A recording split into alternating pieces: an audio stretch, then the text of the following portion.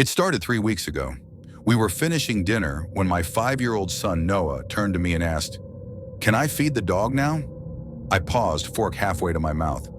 "What dog?" He smiled. "The one that sleeps in my closet." "We don't have a dog." At first I thought maybe he was playing or imagining things like kids do. He had an active imagination. Monsters under the bed, dinosaurs in the backyard. I smiled back and said, "Maybe tomorrow." That night I heard him talking after bedtime, his little voice soft but animated. I figured he was talking to a toy or pretending again. But when I peeked in, he wasn't holding anything. He was facing the closet, just talking to it, calmly, like it was something familiar, something trusted. When I asked him about it, he said, "The dog gets lonely. He likes when I talk to him." I checked the closet, just clothes, boxes, the usual. No hidden doors, no crawl spaces, nothing weird. Still, I felt a chill when I looked inside, that kind of quiet that presses against your ears, like the closet was holding its breath. I didn't think much of it until the next night. I was brushing my teeth when I heard growling, low, guttural, right behind me. I spun around, heart racing. Nothing, just the hum of the bathroom fan. But I swear, for a split second, I smelled something. Wet fur and something foul, like old meat left out in the sun. Noah started waking up with scratches on his arms. Little ones, thin and curved, too thin for fingernails, too curved for him to have done it by accident. I took photos, I showed them to a pediatrician. They told me to clip his nails and said it was probably from tossing and turning, but I knew better. He said the dog gets scared when I check the closet. I set up a baby monitor with night vision. The first night, nothing happened. The second night, I saw movement. Just a shadow in the corner of the closet. Big, but it didn't move like a dog. It unfolded. I couldn't sleep after that. I rewound the footage over and over. The figure crawled forward, slow and jerky, limbs bending in ways they shouldn't. But the moment I stepped into the room, it was gone.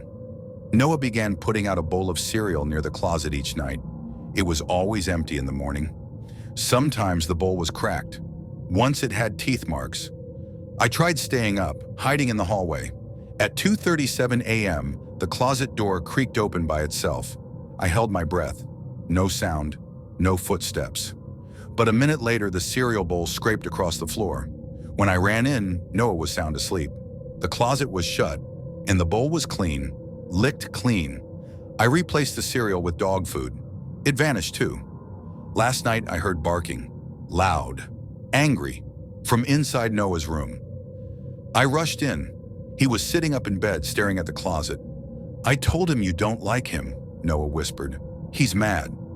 I called a friend to stay the night. He laughed it off, said I needed sleep. But around 3 a.m., he shook me awake. "There's something in the closet," he said, pale and shaking. It was growling. I swear, man.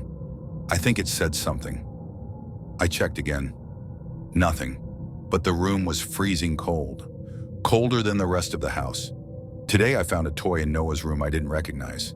It's made of bone, smooth, yellowed, and warm to the touch. Noah said the dog gave it to him. The scratches got worse, deeper.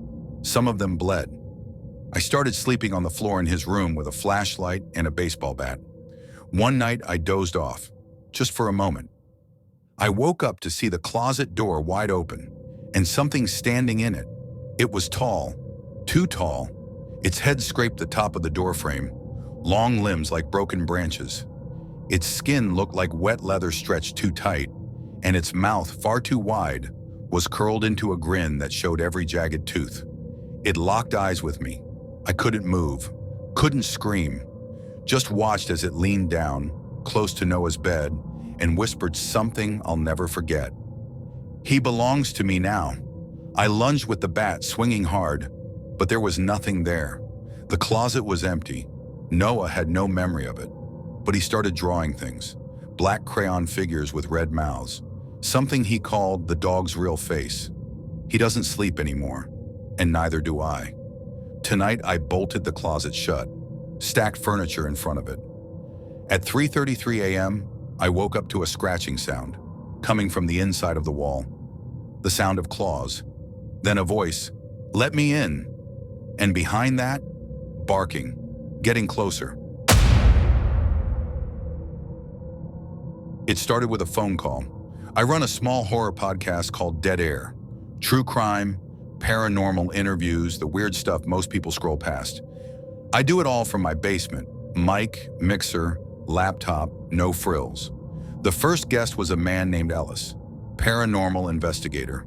Had some decent stories about haunted hospitals, creepy shadow figures, nothing groundbreaking. But the episode did well. The next day I saw the news. He died, heart attack in his sleep. I felt sick about it. Thought it was just some eerie coincidence. Until the second one. Guest number 2, a woman named Hannah. She claimed her childhood home was haunted by something she called the Mirror Man. The interview got real heavy, real fast. She cried at one point. I almost cut the recording short. Next morning? Gone. Found drowned in her bathtub. No foul play, no drugs, just dead. I stopped the show for a few weeks, told listeners I needed a break. Then the dream started. Ellis first, standing at the foot of my bed, not speaking, not blinking, just staring, face pale, mouth hanging open, dead eyes. Then Hannah, sitting on the edge of my mattress, soaking wet, water dripping from her hair, lips moving but no sound coming out. When I turned on the light, gone, room dry. I told myself I was just stressed, grieving, guilt-tripping, but then I got an email from a name I didn't recognize. I want to tell my story. I think it's time. I shouldn't have responded. I knew better. But I did the interview. 3 guests later, the pattern was undeniable. Every single one of them died within 24 hours of their episode going live. Different ways, a car crash, a fire, one jumped off her roof, and every time, they came back. Not all at once, not every night, but always eventually. Whispers in the vents, footsteps upstairs when I'm alone, voices in my headphones when I'm not recording. Sometimes they talk, sometimes they scream. I stop sleeping, my eyes sting, my skin feels cold no matter how many layers I wear. I bought blackout curtains, covered every mirror, stopped answering emails. One night I saw Ellis again, but he wasn't just watching, he was grinning, his mouth stretched open until it tore at the corners, blood dripping from a smile that never ended. I blinked and he was gone. Another night, Hannah stood in the hallway. I heard dripping first, thought it was a leak, but it was her. She was soaked to the bone, eyes white, mouth gaping. She pointed to the basement door. When I opened it, all the lights downstairs were on. The mic was recording, and someone had written on the walls in black marker, "You're next." I started sleeping with a bat. Didn't help. Woke up once to the sound of someone breathing, right beside my bed. But when I turned the light on, no one was there. Just a wet footprint on the floor. I tried deleting the episodes, wiping the archives, even burned an old hard drive. But the files keep coming back. New interviews, ones I don't remember recording, guests I never spoke to, but I hear my own voice, asking questions, laughing. Then one night, the mic turned on by itself. The red recording light blinked, and a voice said, "It's your turn." That night I saw all of them. Ellis, Hannah, the others, crammed into my basement, silent, dead, waiting. I locked myself in the bathroom and cried until sunrise. I thought maybe if I recorded myself, interviewed myself, it would stop. If I became the guest, maybe they'd be satisfied. So here I am, asking myself the same question I asked everyone else. What are you most afraid of? I don't remember stopping the recording, but when I woke up this morning, the episode was already uploaded, and now I'm just waiting. Every noise makes me flinch, every shadow moves, and I know what's coming next, because I was the guest this time, and I always die the next day.